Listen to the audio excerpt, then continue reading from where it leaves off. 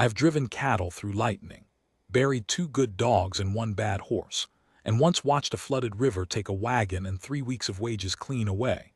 And none of it ever knocked the wind out of Eli Mercer the way one woman did, stepping down off the December stage into a foot of fresh snow with a hatbox in one hand and a look on her face that said she'd already taken the measure of the whole Camas country and found it wanting. I was foreman of the Lone Tree 40 years. And I'll tell you plain, the day Della Wickham came up Juniper Bench was the day that ranch quit dying and started living, though it took Eli the better part of a winter to forgive her for it, and longer than that to thank her. You have to understand the man first, or none of the rest will make sense. Eli Mercer was 41 that December and had been alone every day of it. He wasn't a widower with a grave to tend and a sorrow to nurse. That's a different lonely, the kind folks understand and bring pie to. Eli's was the other kind. He'd come up an orphan, passed hand to hand through families that wanted the work out of a boy more than they wanted the boy, and somewhere in all that passing he'd learned the lesson too well. Don't want what won't stay. He built the Lone Tree out of that lesson. Good grass on a high bench, a tight log house he raised with his own hands, 400 head of mossback cattle, and a heart shut up like a root cellar in February. He was honest as a plumb line and twice as stiff, and he'd sooner have eaten his own hat than admit he was lonesome. But he was. Lord, he was. I knew it the way you know weather coming in your knee. So one October night, with the lamp low and the coffee gone to tar, I started in on him about it. How a ranch needs a woman, how a man oughtn't grow old talking to his horse, how the Callaways down at Camas Crossing had sent back east for a bride and got themselves a fine one and a baby besides. I figured he'd throw me out the door. Instead he went quiet, and a week later I found a draft of a letter tucked under the sugar tin, written in his careful, blunt, schoolboy hand, and I'd have given a month's pay to unwrite it for him. Wanted, it said, near as I recall, a plain, sensible, hard-working woman no younger than 30, willing to keep house on a remote ranch. No frills, no fancy notions, no music nor painting nor such. Must cook and not complain of the cold. The man is not handsome and makes no promises but a roof, fair treatment, and his word, which is good. He'd signed it E. Mercer, Camas Crossing, and underneath, like it pained him, honest answers only. I laughed when I read it, and then I didn't, because the thing about Eli's letter was that it was the truest portrait of a man I ever saw, and the cruelest. He'd asked for plain because he thought plain was all a man like him could keep. He'd asked for no fancy notions because notions had a way of leaving. He'd asked, without ever meaning to, for a woman who'd want nothing he couldn't give and notice nothing he couldn't be. And what came up Juniper Bench, the second week of December, was a woman who wanted a great deal and noticed everything. The stage from the railhead only ran to Camas Crossing twice a week in fair weather, and in foul it didn't run at all, so when word came her train had made the connection, Eli rode down to meet the stage and had us hitch the wagon for the trunks. I drove it. We waited near an hour in the cold by the freight office, Eli not saying a word, his jaw set like he was facing a hanging instead of a quartering, and when the stage finally came groaning up the street through the snow, he stood up so straight you'd have thought somebody'd run a rod up his spine. 3 folks got down, a drummer with a sample case, a rancher's wife back from her sister's, and then a tall woman in a dark green traveling coat, a good coat, city cut, with a fur collar gone a little ragged at one edge, the coat of somebody who'd had money once and then lost the trick of it. She came down the step without waiting for a hand, set her boots in the snow like she meant to stay, and took the both of us in with one quick gray-eyed look. She was not plain. She was not 30 either. I'd have put her nearer 33. But that wasn't the trouble. The trouble was the way she held herself, chin up, mouth set in a thing that was half a smile and half a dare, like she was reading us off a shelf and hadn't yet decided whether to buy. "Mr. Mercer," she said. Eli took off his hat. He'd got a haircut for this, I knew, and it made him look younger and more nervous both. "Ma'am, Miss Wickham." "Della Wickham." She put out her hand to shake the way a man would, and Eli looked at it like it might bite before he took it. Well, she glanced past him at the wagon, at the false-fronted little town hunkered under its snow, at the great white shoulders of the bench rising behind it all. It's farther than the advertisement led me to believe, and colder. Advertisement said remote, Eli said, and said not to complain of the cold. I about swallowed my tongue, but Della Wickham only looked at him a moment, and then she laughed a real laugh, surprised out of her, quick and warm, and something flickered across Eli's face that I'd not seen there in years, gone before I could put a name to it. So it did, she said. Fair enough. I'll save my complaining for things worth complaining about. And she turned to point out her trunks, of which there were 3, and 2 crates besides, and the crates were heavy as sin. And when I asked what was in them, she said, books, like it was the most natural cargo in the world to drag 2,000 miles into the mountains. That ride up the bench was the longest 7 miles of my life. Eli rode his horse alongside, stiff and silent as a fence post. Della sat beside me on the wagon seat with a buffalo robe over her knees, and where Eli wouldn't talk, she would. She asked the names of the peaks and wrote them in a little book. She asked how many cattle and how many men, too. I told her, me and a kid named Toby who'd already gone home to his folks for the season. And she said, 2 men and 400 head and a master who advertises for a wife. You're all of you overworked and under-talked to, I'd guess. She asked what I read, and when I admitted I couldn't, not past my own name and the cattle brands, she didn't make me feel small about it. She only said, we'll see about that. In a way I found, to my own surprise, I didn't mind one bit. But Eli minded everything. I watched him riding there with his shoulders climbing toward his ears, and I knew the man, and I knew what was eating him. He'd asked for plain because plain was safe, and they'd sent him a thing that wasn't safe at all, a woman with opinions and books, and a laugh that could knock a hole clean through a man. A woman who plainly had been somebody once and wasn't about to forget it.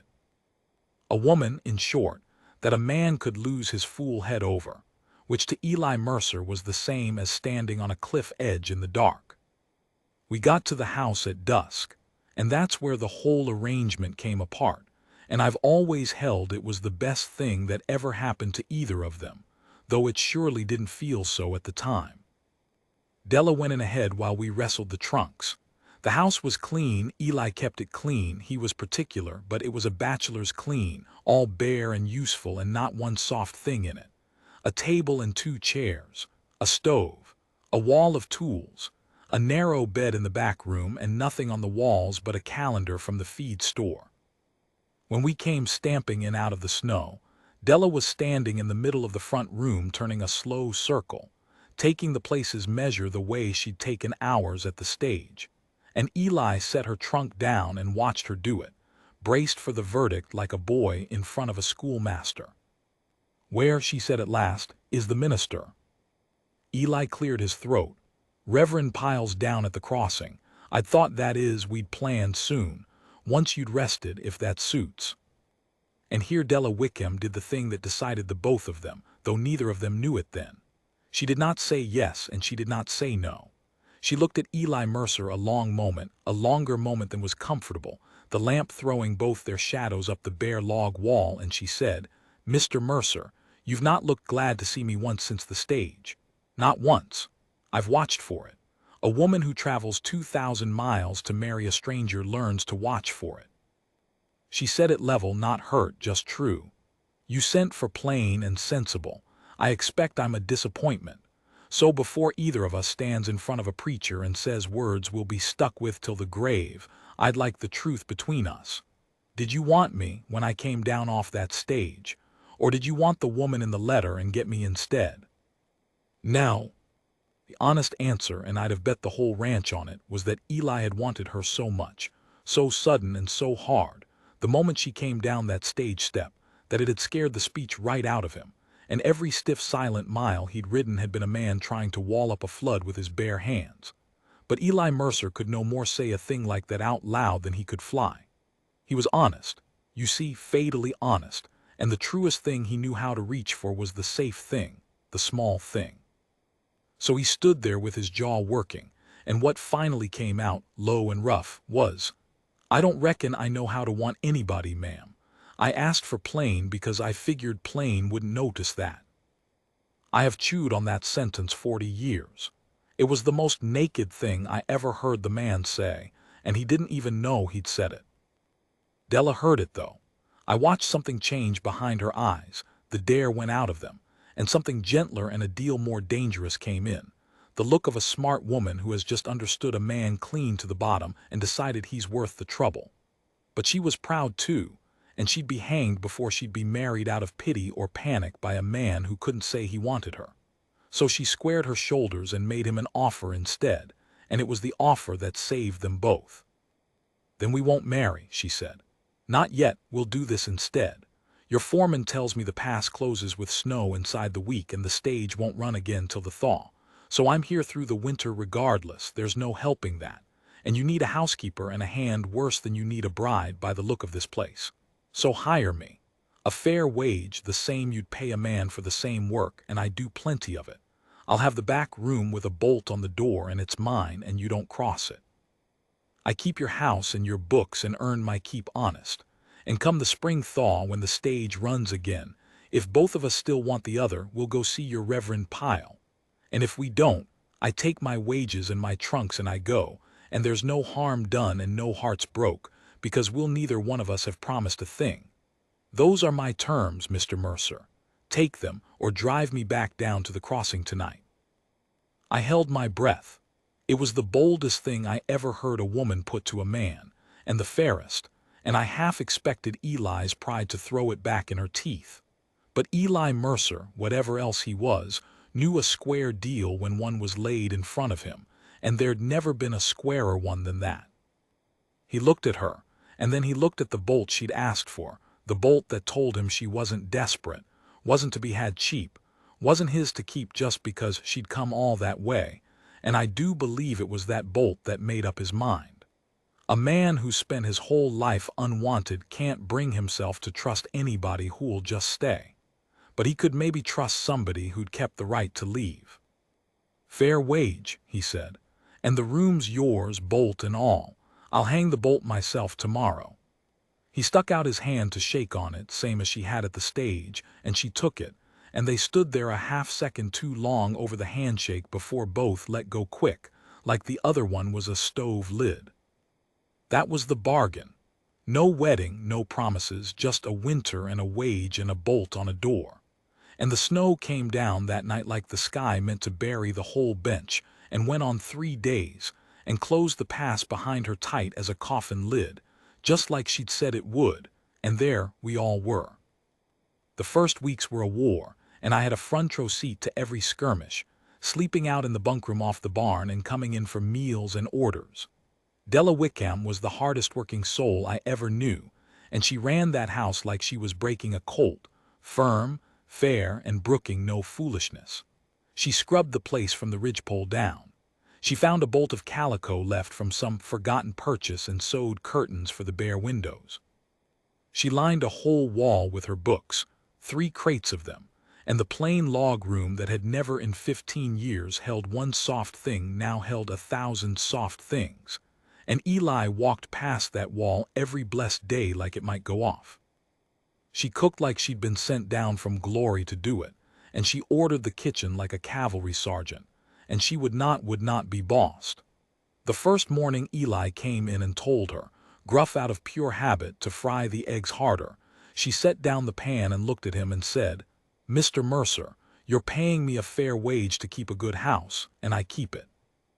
You are not paying me to be instructed on the frying of an egg by a man who, until a week ago, was eating his straight out of the shell, by the evidence of this kitchen. Now sit down and eat what's put before you, or learn to cook." And Eli, who had faced down rustlers and a charging bull and once a hanging judge, Eli sat down and ate his soft eggs, and I had to take myself out to the barn to laugh where he couldn't hear me. The friction wasn't all one way, mind. He'd grunt at her cooking out of nerves and she'd flay him for it. She'd move his tools to sweep, and he'd grouse for an hour that he couldn't find his own all in his own house. He'd track Snow across her clean floor on purpose, I do believe, just to feel the bite of her tongue, because being scolded by Della Wickham was the most attention Eli Mercer had got from another living soul in 15 years, and somewhere down deep, he developed a taste for it he'd have died before owning to. They sparred over the woodpile and the lamp oil, and whether the dog belonged in the house. She said yes. He said no.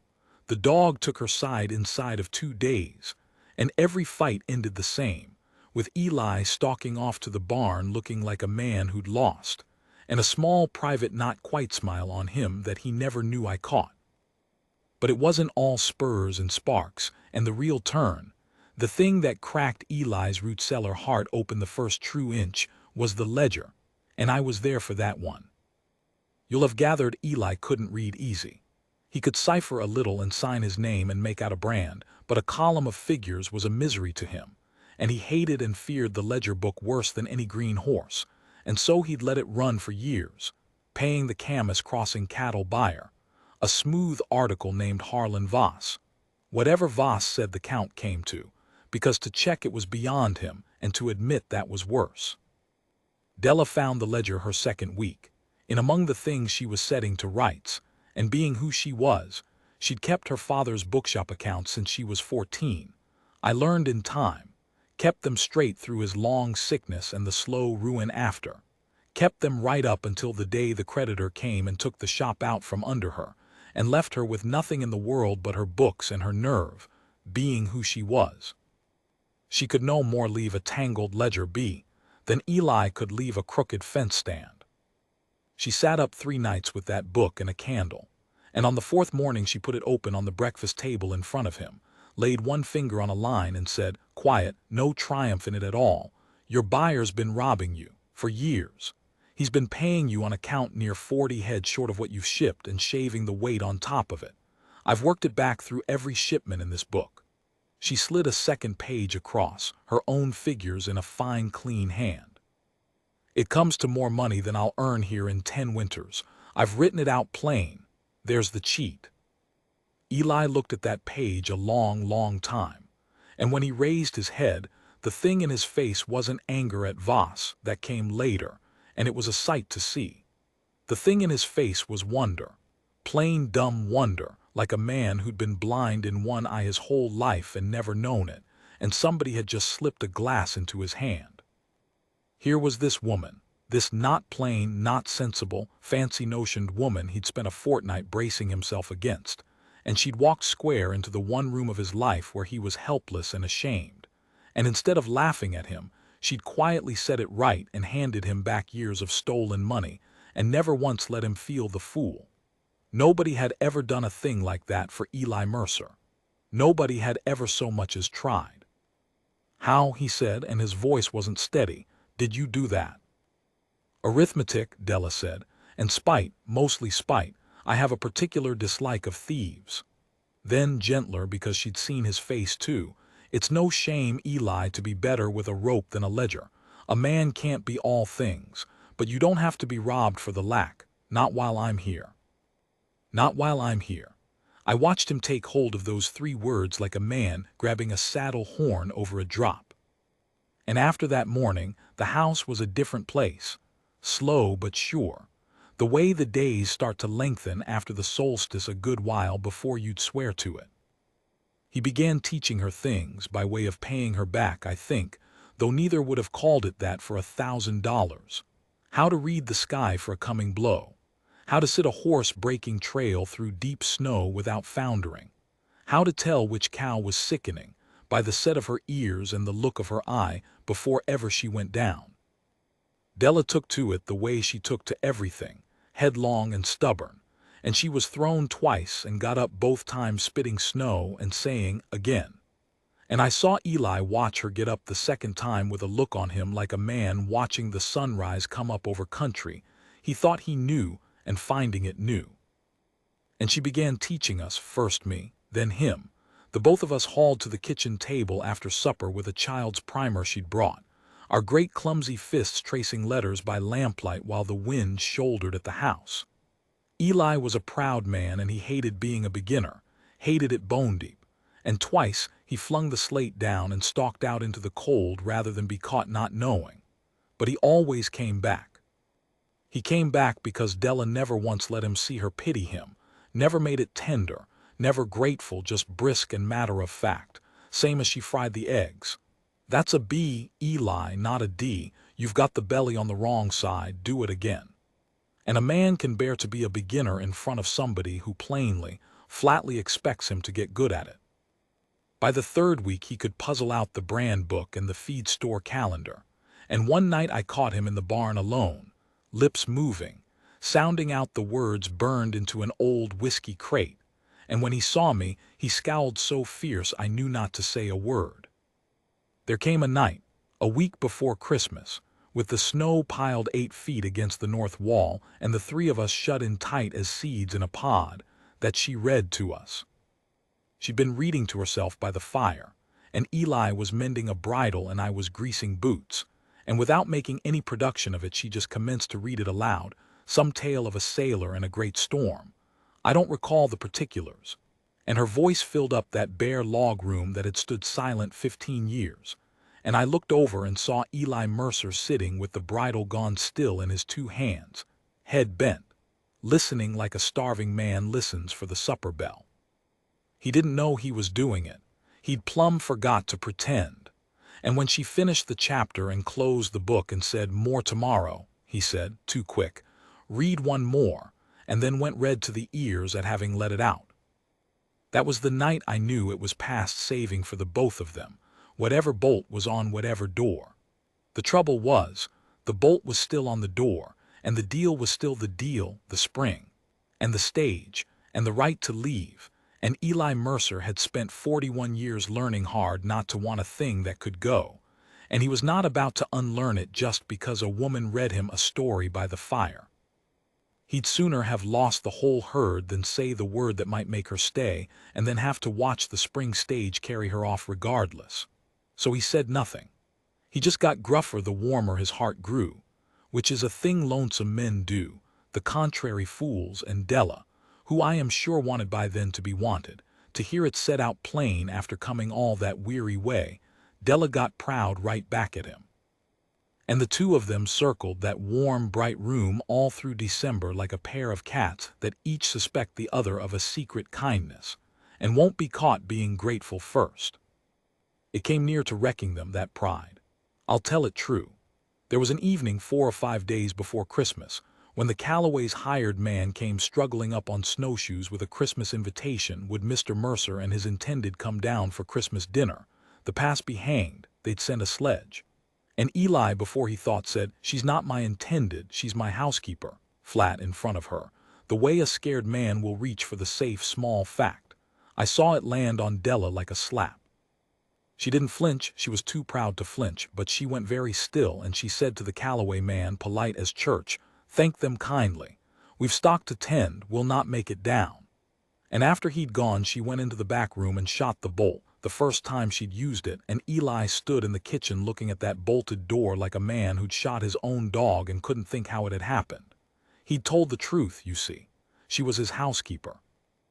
It was the agreement, his own agreement, and he'd hidden behind it like a coward hides behind a wall, because the true thing that he wanted her for his intended, and his wife and the rest of his natural life, was too big and too dangerous to say with a stranger standing in the door. He didn't sleep that night. I know because I came in before dawn for the lantern and found him sitting up at the table in the cold dark, the dead stove ticking, just sitting there, and he said to me, low, not looking up, "Hap, how does a man learn a thing he never learnt as a boy?" And I knew what thing he meant, and I had no answer for him, being about as schooled in it as he was, 2 old bachelors in a frozen kitchen, and all I could think to say was, "I reckon he just says it, Eli, and lets the chips fall, saying it's the whole of the trick. There ain't no other part." He didn't answer, but I saw him turn it over. It might have gone on so till spring. The stage might have come, and she might have climbed aboard it out of sheer wounded pride, and he might have let her go out of sheer fear, and the whole blessed thing wasted, two good people walking off down the world in opposite directions because neither would say the word first. It might have. I have laid awake nights since, thinking how close it ran. What saved them in the end was a cow. A young cow, on Christmas Eve, in the worst storm of that whole hard winter, and I would not have you think a calving is a small or a tidy thing, for it is neither, but I have come to believe the Lord knows his business, and that he sends new life into the world in the cold and the dark and the blood for a reason, so that them as are present to meet it will be stripped right down past their pride to whatever they've truly got in them. And what Eli and Della had in them, it turned out, was plenty. She was a young heifer, first calf, and the early cold had thrown her count off, so she went into her time a good 2 weeks before her due, on Christmas Eve, in a screaming blizzard, out in the lee of the willow brake where young cows will go to hide. Toby was gone. It was just Eli and me to work the place, and we'd been out since dark hunting her, and we found her after an ugly hour of floundering through drifts, down on her side in the snow, casting her first calf and casting it wrong. The calf turned bad inside her and locked, and her too weak and too cold and too frightened to do the work, and the both of them dying right there in the dark while the wind came howling down off the bench like it bore the herd a personal grudge. Eli got his coat off and his arm in to turn the calf, the way a man must, and he could not. His hands were too big and too cold, and the calf was hipped wrong and jammed, and the heifer was failing under our hands, and I held the lantern up against the driving snow and watched my oldest friend kneel in the bloodied snow and fight for 2 lives, and I watched him start to lose. And then a second light came bobbing across the white from the direction of the house, and it was Della. She'd seen we hadn't come in. She'd pulled Eli's spare coat on over her dress and waded out into a storm she had every reason on God's earth to stay clear of, she who held no stake yet in this place. No ring, no promise, nothing but a wage and a bolt on a door she'd shot against him not 5 nights gone. She came out into the killing cold because 2 creatures were dying and she could not sit by a warm fire and let them. "Tell me what to do," she said, dropping to her knees beside him in the snow. "Can't turn him," Eli got out. "Arm's too big, she's near gone." Della looked at the straining heifer and looked at her own arm, long and thin, where his was thick as a wagon spoke, and she did not hesitate, not for the space of a breath. She stripped off the coat and shoved her sleeve up past the shoulder, barring her arm to that wind, and said, "Then talk me through it," and put her arm in where his could not go.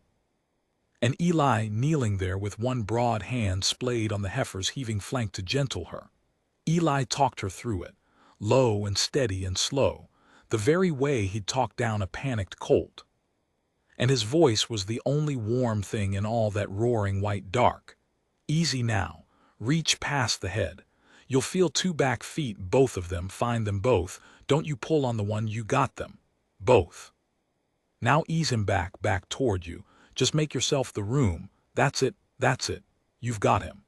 And the snow came down on the 2 of them bent together over the cow, and Della's face was set white and fierce as she worked blind by feel inside the failing creature, and Eli's voice never broke, not once, and I stood there holding the lantern with the tears freezing on my own face and thought, I am watching 2 human souls fall plumb in love over a dying cow in a snowstorm, and there is not one thing in this world more foolish than that, nor one thing more holy.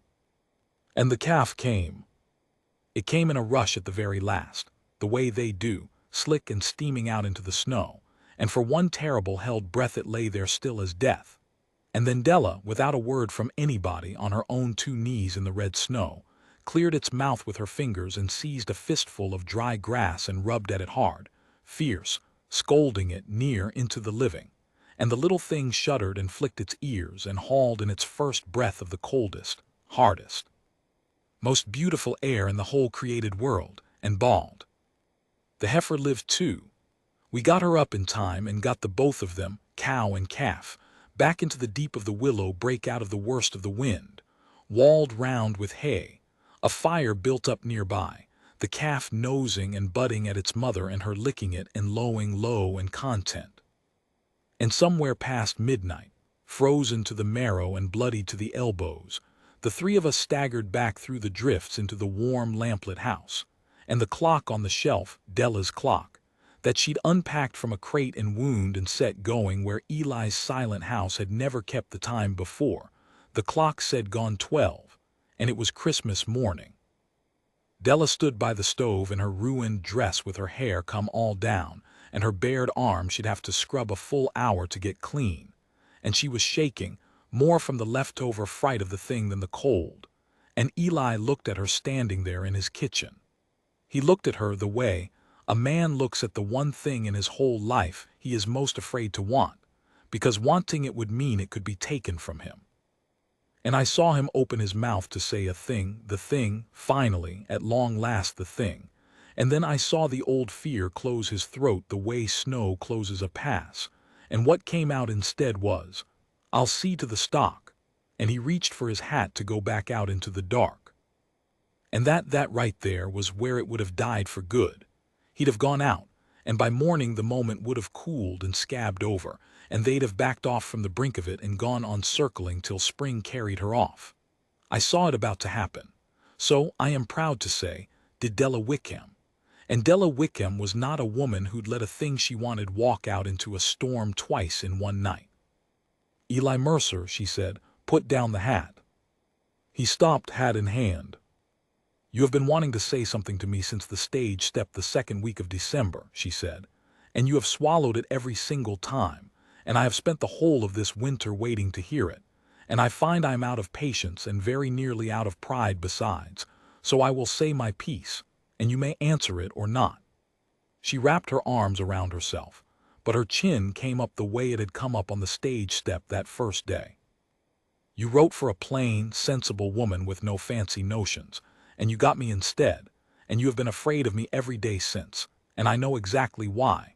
Because you told me the whole truth of it your first night under this roof.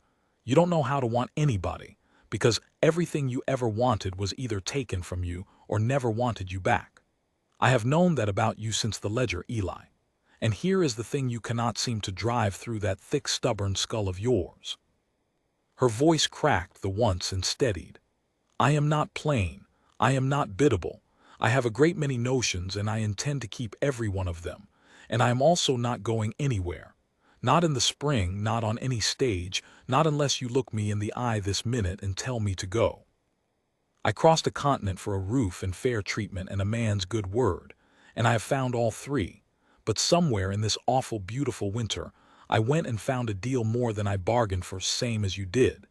And I am not enough of a fool to put it on a stage and send it back east because the two of us were too proud to say it out loud. You don't have to know how to want somebody, Eli. You only have to be brave enough, the one time, to say you want me. After that I will do the rest of the wanting for the both of us, for just as long as it takes you to learn the trick of it. Because I have got a powerful lot of patience for a man who will turn a calf in a blizzard and never once raise his voice." The hat dropped out of Eli Mercer's hand. I am not embellishing. It fell right out of his fingers to the floor, and he never marked it. And he crossed that kitchen in 3 long strides and stood square in front of her, this hard, stiff, silent, terrified man. And he looked her full in the face for the first time since the stage. And what he said was not poetry, for Eli had no poetry anywhere in him, but it was the truest thing a man ever said in my hearing, and I will carry it to my own grave up on that bench. "I wanted you off that stage step," he said. "I wanted you so bad it stopped my mouth, and it ain't started right since. I've been wanting you every day and burying it every night because I figured a woman like you couldn't be kept by a man like me, and I'd sooner never say it than say it and have to watch you go. That's the coward's road, and I knowed it was, and I'm done walking it." He swallowed hard. "I don't want a plain, sensible woman, Della. I want the one that come instead. The one with the books and the notions and the spite for thieves and the arm thin enough to save a calf and the tongue that won't let me hide. I'm asking you to stay, please. I never asked a living soul for anything in all my life. I'm asking you." And Della Wickham, who had crossed a continent and a winter and the whole length of a frozen man's heart to hear it, reached up and laid her bloodied, half-frozen, capable hand flat against his weathered cheek, and she said, "Well, it is about time." and she kissed him. And I took myself out the door so fast I left it swinging on its hinges, and I stood out there in the Christmas dark grinning like the old fool I was at a brand new calf, and the snow had stopped at last, and the stars had come out hard and bright and uncountable over the bench, and somewhere a long way down the world, a church bell would be ringing in the day.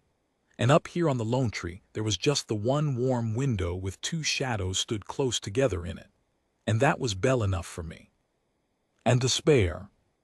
They were married the day Reverend Pyle could finally get a sledge up the bench, which wasn't till after the new year on account of the snow, but it never signified. They'd been married long before that, in every way that counts to the Almighty or to me. The Callaways came after all, and half the crossing besides, and Della wore the green traveling coat with the ragged fur, because it was the finest thing she owned, and she'd be hanged before she'd apologize for it. And Eli stood up beside her in a collar that was strangling him, and said his vows in a voice gone to gravel. And when Reverend Pyle got to the part about for richer or poorer, Eli looked at her and said, "Richer." Just the one word, out of turn. And the whole church laughed and Della laughed, and I'll swear I saw Eli Mercer near to smile. The spring brought the reckoning with Harlan Voss, and that was a thing to behold, and you may be sure Della was at the front of it.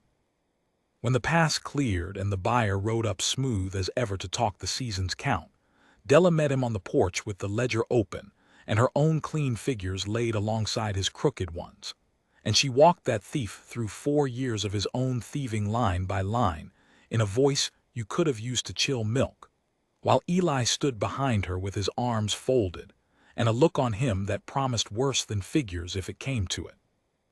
Voss paid back what he could and signed a note for the rest, and never showed his face up Juniper Bench again, and the word got round the whole Camas country fast, that the gruff bachelor of the Lone Tree had got himself a wife with a head for numbers and a nose for a swindle, and a man would do well to bring an honest scale when he came to deal. Which they did, ever after.